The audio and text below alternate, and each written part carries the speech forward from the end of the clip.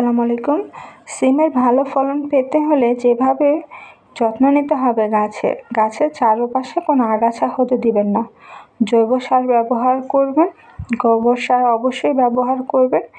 এর সাথে মাসে একবার ইউরিয়া এবং এমপিও সার গাছে ব্যবহার করবেন।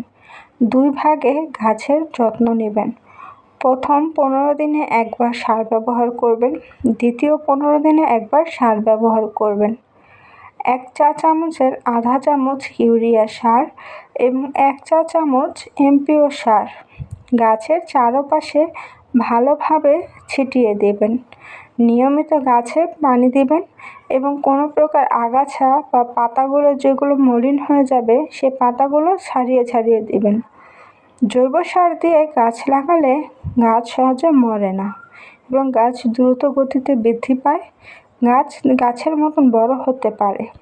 তাই চেষ্টা করবেন সবসময় ঘরে তৈরি করা জৈব সার গাছে ব্যবহার করার। এতে করে গাছের মাটি ভালো থাকে এবং গাছও ভালো থাকে। সবজির ভালো ফলন পেতে হলে অবশ্যই জৈব সার ব্যবহার করতে হবে।